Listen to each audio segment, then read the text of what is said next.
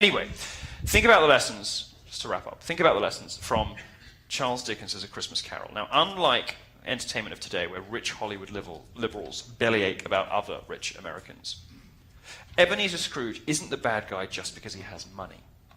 Ebenezer Scrooge is the bad guy because of what he does with it.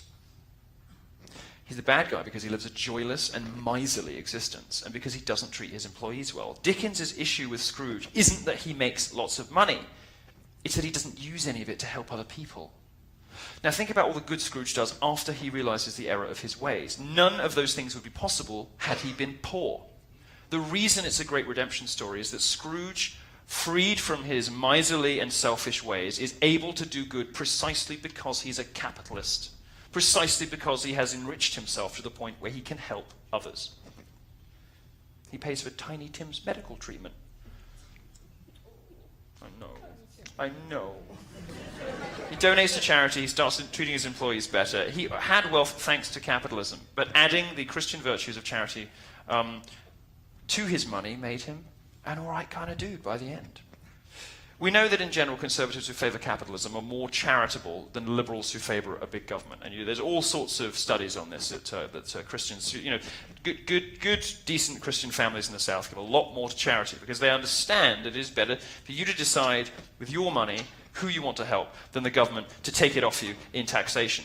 Because once charity happens in the form of taxation, all you're doing really is outsourcing the decision-making process. We all give to charity, all of us, even if we think we don't. Because what we've done is outsource the business of helping those in need to useless and completely incompetent people in Washington, rather than making a decision directly for ourselves about how much we give away and who we give it to. That's all that government is. That's what it's there to do. Now, when charity happens in the form of taxation, it turns us all into Scrooges.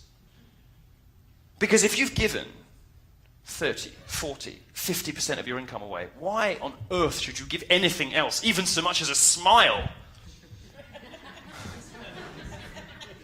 This is why Europeans all look so glum.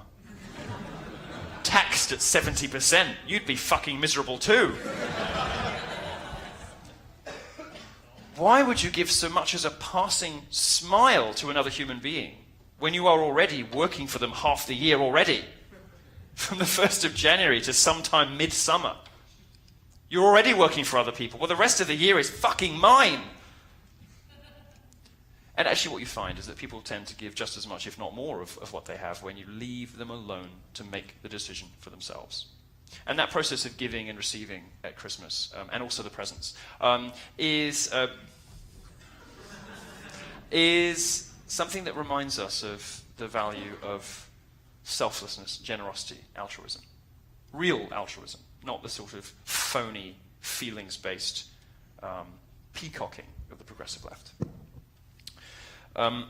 From Black Friday through the last shipping day from Amazon, which is now the most important Christmas deadline, it's a very important day. Christmas is a vital part of American culture.